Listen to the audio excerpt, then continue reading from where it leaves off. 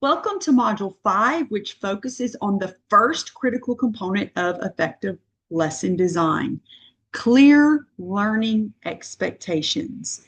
In this module, we'll explore why clearly defined objectives matter, how to write them effectively, and how to evaluate their alignment and clarity. So our previous modules, 1 through 4, focused on lesson purpose, lesson alignment, and lesson craft. And so we were really trying to give some fundamentals of the rationale for why lesson planning and lesson design is important. As we move through modules 5 through 10, you are going to gain 5 critical components of lesson design. And as I mentioned before, this one is clear learning expectations. So let's go ahead and jump in.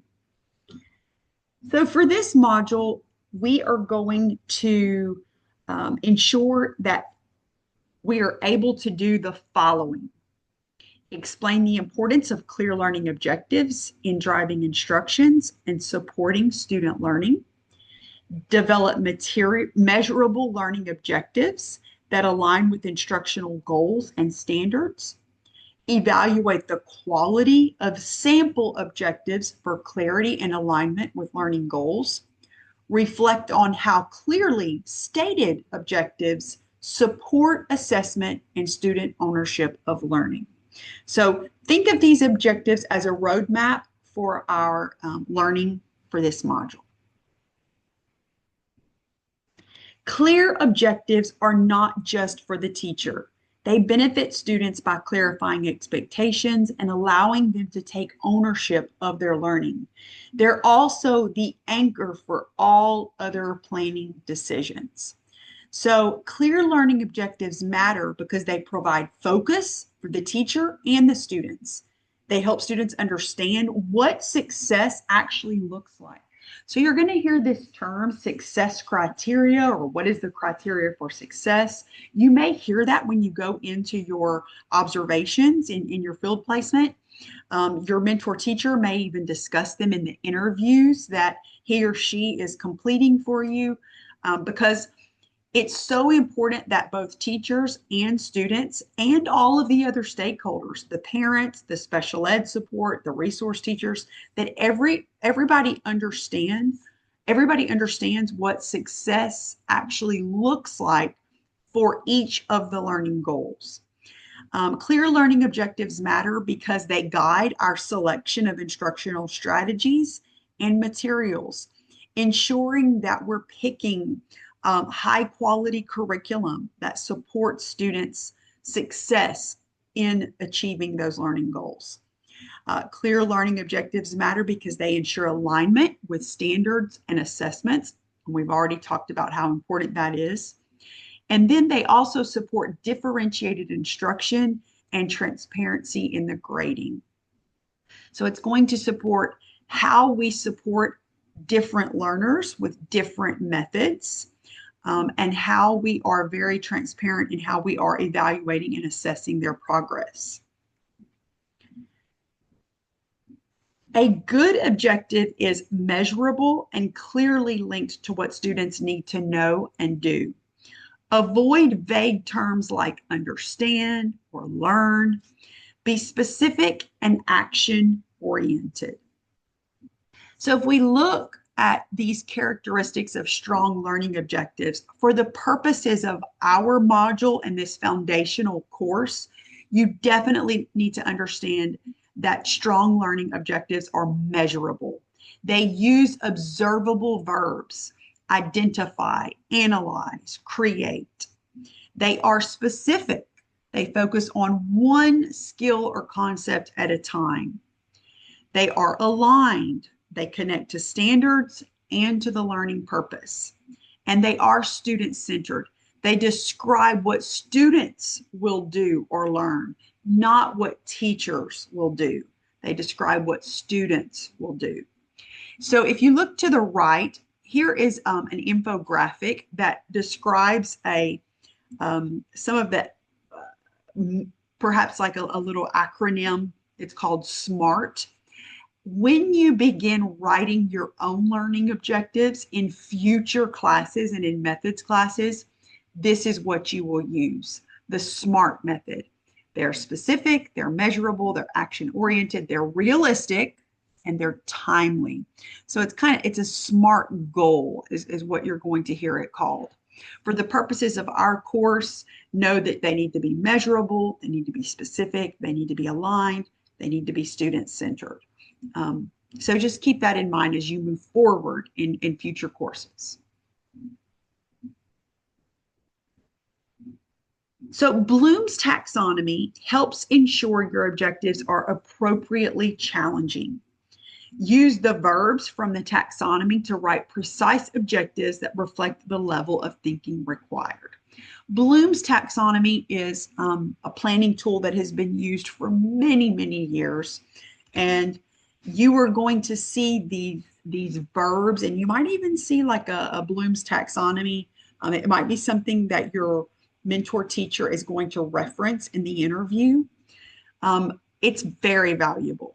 It helps us organize learning from lower level thinking to higher order thinking. And that's why it's considered like a hierarchy of thinking.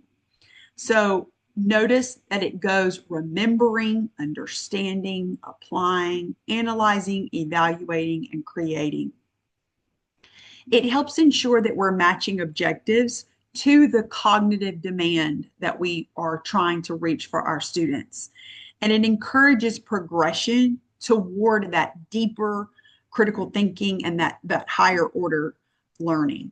So if we think about it, if every single lesson only required our students perhaps to do the first two levels, remembering and understanding, and we never gave them an opportunity to apply, analyze, evaluate, and create those higher levels, we're never giving our students an opportunity to engage with a more demanding and a more rigorous cognitive load for them.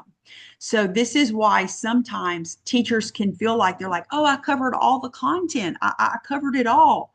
But if we never gave our students an opportunity to wrestle with, struggle through, and prepare for that higher level thinking, this is why sometimes maybe the test scores are not very, they may not show that our students are being very successful in achieving the outcomes that they need to.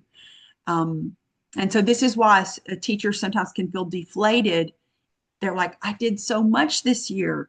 Yes, but what did your students do? What did your students do? Were they given an opportunity to move through more challenging cognitive activities that allowed them to critically think about what they were learning and to apply it in ways that are useful and novel and relevant to their personal academic growth and their overall intellectual growth. So Bloom's taxonomy is a very important planning tool. As you move forward in our methods classes, you will see that it is embedded in our lesson planning document and processes. It's not the only framework that we use. You are going to hear another one, Webb's Depth of Knowledge. And that's one that pairs with Bloom's taxonomy. And so just kind of be aware of that as you move through your future education classes. So now let's just talk about examples of weak versus strong objectives. This comparison shows how a small shift in wording can make a big difference. The stronger version clarifies what students will do and how learning will be demonstrated. So let's take a moment and break this down. The weak objective is students will understand the Civil War. The word understand is pretty vague. Understand, it's difficult to measure, and students are not going to be really sure if they've achieved this objective. Additionally, when we say Civil War, wow, that is very broad. There's a lot to the Civil War. So this isn't really narrow enough for our students to be able to measure and for the teacher to be able to measure a specific aspect of the Civil War. Now let's move to the stronger version. Students will, now instead of understand, we're getting something, the verb, what they're doing with it is going to be more precise and easier to measure. Compare key causes of the Civil War. Oh, okay. So I'm not just talking about the Civil War in general. I am breaking it down to causes and the key causes and using a cause effect chart, a specific method that they're going to use in order to compare, in order to show this objective. They're going to use a cause effect chart. So this is stronger because it's measurable, it's specific, and it's tied to content knowledge. So when teachers were having to evaluate students' learning progress, they would have something specific to look at, this chart. And they would be able to say, did this student actually identify what we consider to be the key causes? And did they effectively compare these causes? And so that would be something that would be much easier to assess, grade, and give feedback to our students about their progress in meeting and learning these goals. Alignment ensures instructional coherence. So we've talked about the importance of alignment earlier in the course, and now we're going to let that learning kind of wrap back around to this critical component. Your objectives must reflect the depth and language of the standards to support both pacing and accountability. Begin by unpacking the standard, what it expects students to know and do. Then we develop objectives that reflect the intent and level of the standard. And finally, we check alignment with instructional activities and assessments. So one piece of this called unpacking standards is something that's a little bit fuzzy sometimes for beginning education students. And so this is just a brief, a really small chart that kind of shows you what this means. If you look on the left-hand side, it starts with the standard. The student identifies and determines the meaning of figurative language. And notice it's going to go down and say similes, metaphors, etc. So let's just focus on this first part. So what the students need to do, this focuses on the verbs, identify, determine the meaning. So this is what they're doing. And the nouns of it, this is what students need to know. So this is the content knowledge. They need to understand figurative language. So this is where all those terms come in. They need a figurative language. In addition to figurative language, they also need to know what are similes, what are metaphors, analogies, hyperbole. So you can see how when we look at this second bullet, developing objectives, a teacher and a curriculum then could begin to break down, do my students know what figurative language is? Do they know what similes are? How are similes different than metaphors? How are similes and metaphors the same as and different than analogies? And so this is where we would ensure that the key academic vocabulary was built into our lessons for a unit of study to support students' learning of these terms. Then notice the verb here, identify and determine the meaning. So if we go back to our Bloom's chart, so notice identify is going and determine the meaning. We're looking right here at that understanding level.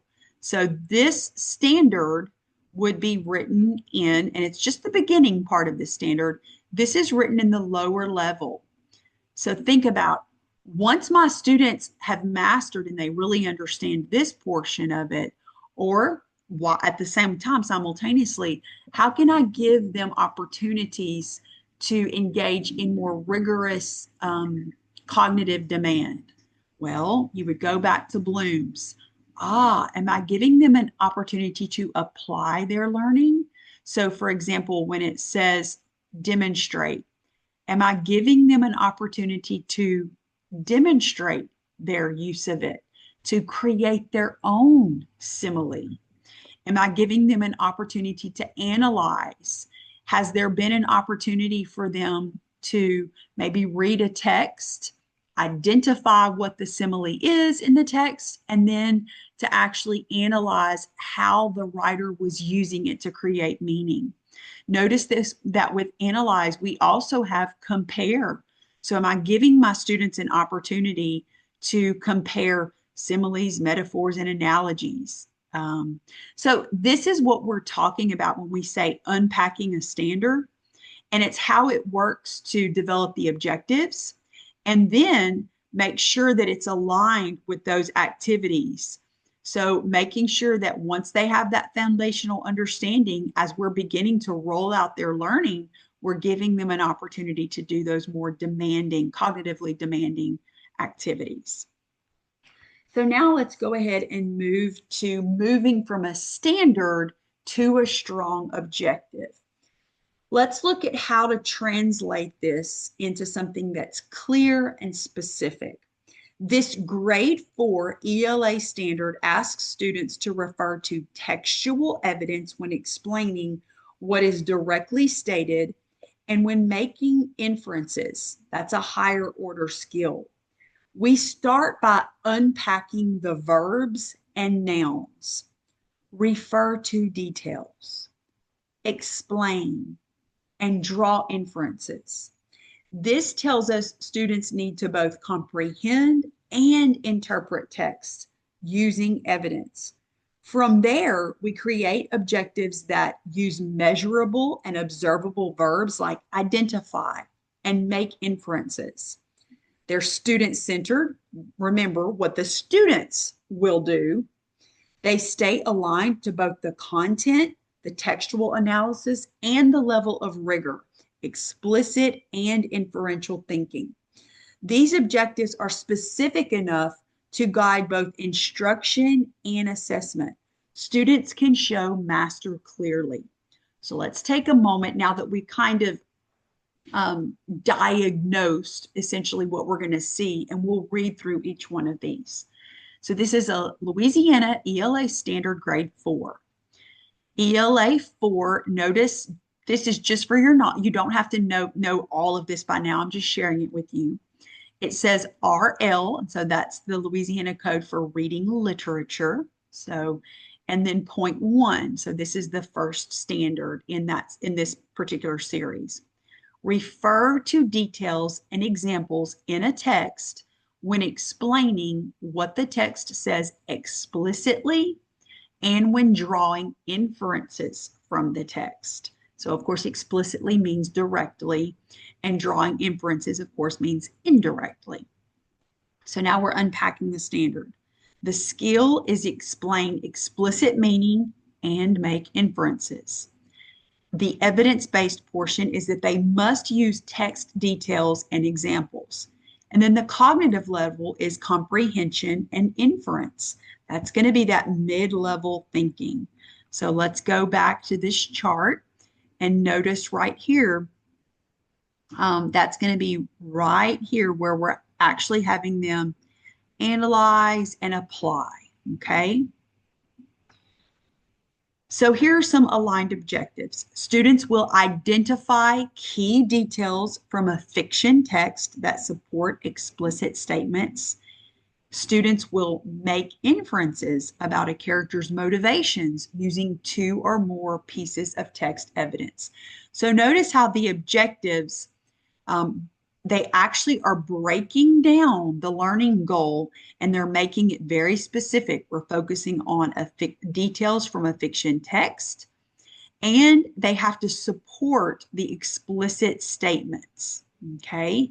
Then when they move to the inferences portion, they're going to essentially kind of draw some conclusions about the character's motivations, and they have to use 2 or more pieces of text evidence. So this would be something that the character said or did, something directly from the text that's going to be able to support their claim of what the character's motivation was in that particular passage.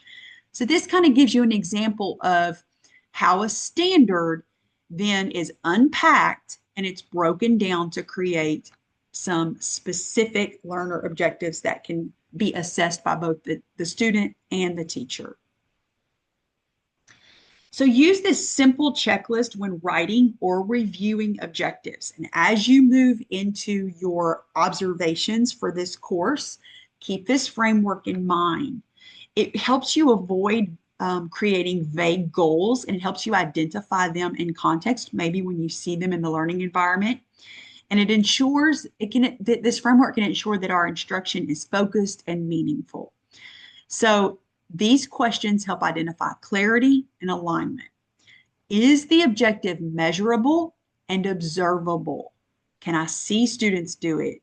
Can they provide me evidence on a worksheet or a project? Does it align with the standard? So always go back and double check, where is this objective present in the learning standard? Is it written in student-friendly language so that they can understand what they are expected to show and do and learn? And will it guide instruction and assessment?